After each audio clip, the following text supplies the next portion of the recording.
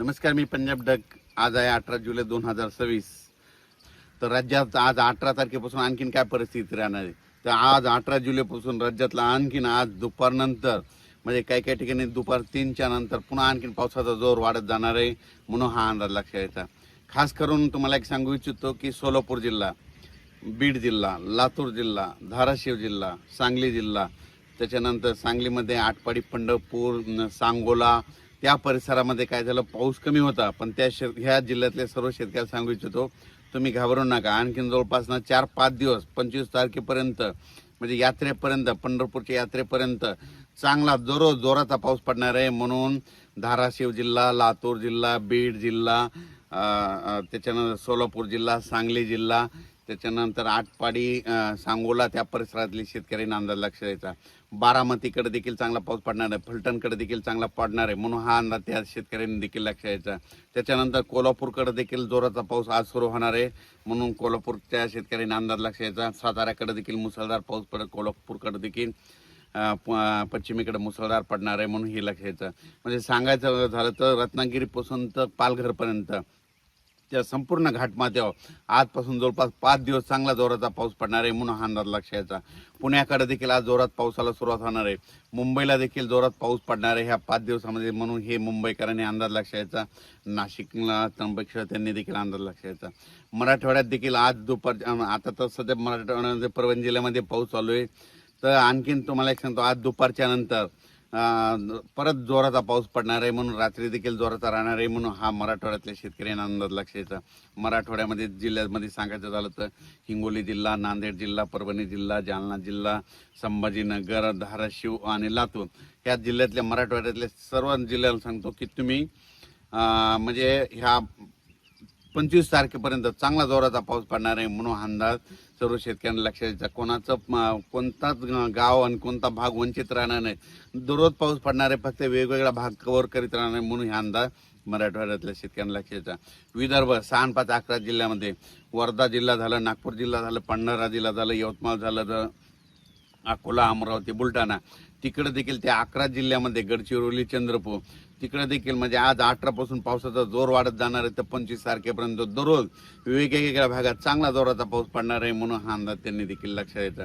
सर्वदूर एकदाच पडणार नाही पण दररोज वेगवेगळा भाग कव्हर करत राहणार आहे म्हणून हे लक्षात द्यायचं. त्याच्यानंतर इकडे आपण उत्तर महाराष्ट्राकडे देखील नंदुरबार जिल्हा झालं, धुळे जिल्हा झालं, जळगाव जिल्हा आज देखील बऱ्याच भागामध्ये विखुरलेल्या स्वरूपाचा पाऊस पडणार. पण नंदुरबार जिल्ह्यामध्ये मात्र 22 तारखेच्या नंतर म्हणजे 23, 24, 25च्या दरम्यान तिकडे देखील मुसळधार नंदुरबार जिल्ह्यात पडणार आहे. आणि नंदुरबार जिल्ह्यामध्ये जे काही छोटे छोटे तळे राहिलेले आहेत भरायचे ते मात्र 25 ते 28च्या दरम्यान तिकडे जोराचा पाऊस पडणार आहे. आणि त्या भागात देखील त्या नंदुरबार जिल्ह्याला जीवदान ठरणार आहे म्हणून हा नंदुरबार जिल्ह्यातील शेतकऱ्यांना अंदाज लक्षात द्यायचा. धुळे, जळगाव जिल्ह्यात देखील ह्या आज उद्या सगळीकडेच म्हणजे आजपासून पावसाची स्पीड वाढणार आहे म्हणून त्यांनी धुळे, जळगाव त्या जिल्ह्यातल्या सर्व तालुक्यातल्या शेतकऱ्यांनी अंदाज लक्षात यायचा. म्हणजे सांगायचं झालं तर आज 18 तारखेपासून 25 तारखेपर्यंत असाच पावसाचा दररोज वेगवेगळ्या भागामध्ये त्या धुळे जिल्हा, नाशिक जिल्हा, जळगाव जिल्हा, आणि नंदुरबार त्या भागात पाऊस पडणार त्यांनी अंदाज लक्षात यायचा. त्याच्यानंतर आता वळू तिकडं संभाजीनगर, अहिल्यानगर आणि ह्या जिल्ह्यातल्या शेतकऱ्याला सांगू आज दुपारच्या नंतर खूप ठिकाणी बऱ्याच भागावर मोठ्या प्रमाणात जोराचा पाऊस पडणार आहे. काही ठिकाणी ओढे नाले वाहणारा पडणार आहे, काही ठिकाणी रिमझिम पडणार आहे, काही ठिकाणी चांदण्यास असतील तसा पडणार आहे म्हणून संभाजीनगर जिल्ह्यातल्या शेतकऱ्यांनी, अहिल्यानगरच्या शेतकऱ्यांनी अंदाज लक्षात द्यायचा. तसेच सिल्लोड, सोयगाव त्या परिसरात देखील चांगला पाऊस पडणार आहे. चाळीसगावकडे देखील पडणार आहे, मालेगावकडे देखील पडणार आहे म्हणून अंदाज त्यांनी लक्षात द्यायचा. सांगायचं झालं तर एकंदरीत राज्यामध्ये आज 18 तारखेपासून चांगला पावसाचा जोर वाढत राहणार आहे म्हणून हा अंदाज शेतकऱ्यांनी लक्षात द्यायचा. इकडं तेलंगणामध्ये देखील चांगला पाऊस राहणार आहे म्हणून तेलंगणातल्या शेतकऱ्यांनी अंदाज लक्षात द्यायचा.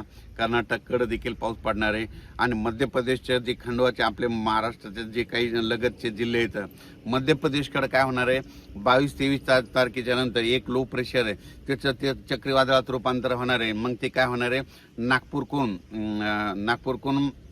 भंडाऱ्याकडून ते काय होणार आहे इकडं बैतूलकडे जाणार आहे. बैतूलकडून काय होणार, तसंच मध्य प्रदेश इंदोर करत ते चक्रीवादळ 25-26 तारखेच्या नंतर परत इकडं नंदुरबारकडे येणार आहे. आणि नंदुरबारकडे येत असल्यानं परत मुंबईकडे गरमी असल्यामुळे ते काय करणार आहे, परत मुंबईच्या समुद्रात खेचले जाणार आहे. त्याच्यामुळं मुंबईला मात्र 25, 26, 27च्या दरम्यान मुसळधार पाऊस पडणार आहे. म्हणून मुंबईच्या जनतेने अंदाज लक्षाचा, शेवटच्या आठवड्यात मुंबईला परत एकदा बऱ्याच भागामध्ये मुसळधार अतिमुसळधार पाऊस पाहायला भेटेल, म्हणून हा अंदाज लक्षात घ्यायचा. जास्त करून गुजरात बॉर्डरच्या त्या साईडनं जरा मुंबईकडे जास्त पाऊस राहणार आहे, भोईसर त्या पट्ट्यामध्ये, म्हणून हा अंदाज लक्षात घ्यायचा. ठाणे भोईसर त्या पट्ट्यामध्ये, म्हणून हे मुंबईकरांनी लगेच अंदाज लक्षात घ्यायचा. त्र्यंबकेश्वरकडे पाऊस पडणार आहे, त्याच्यामुळे परत एकदा गोदावरी नदीला पुन्हा पाणी येणार आहे. त्याचं पाणी पुन्हा गंगापूरच्या धरणात येणार आहे, म्हणून गंगापूरच्या धरणासाठी आनंदाची बातमी. जे निळवंडे धरण, भंडारा धरण,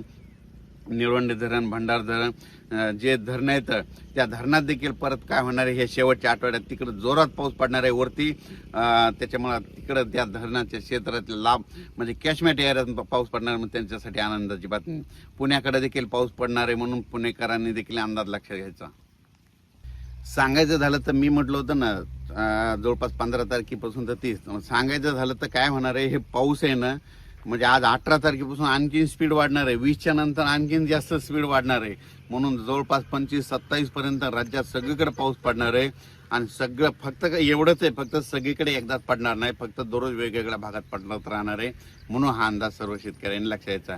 आणि तुम्हाला एक न्यूज, आणखीन एक आनंदाची सांगू इच्छितो की आणखीन तुम्हाला 2 ते 3 दिवसामध्ये तुम्हाला एक आता टीव्हीला बातमी येईल, मीडियामध्ये येईल की जे पेरू देश आहे त्या समुद्रामध्ये प्रशांत महासागराचा तापमान तिथं थंड झालंय, त्याच्यामुळे तिथं ला निना उद्भवला आणि भारतामध्ये यावर्षी चांगला पाऊस पडणार आहे. अशी एक तुम्हाला न्यूज आता ह्या 2-4 दिवसामध्ये बघायला भेटेल.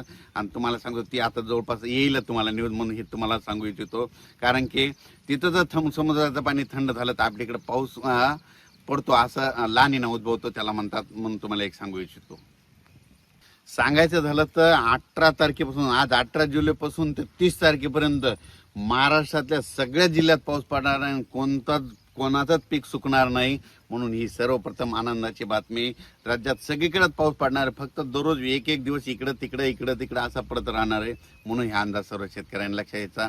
अचानक वातावरण बदल झाला तर परत एक मेसेज दिला जाईल. धन्यवाद.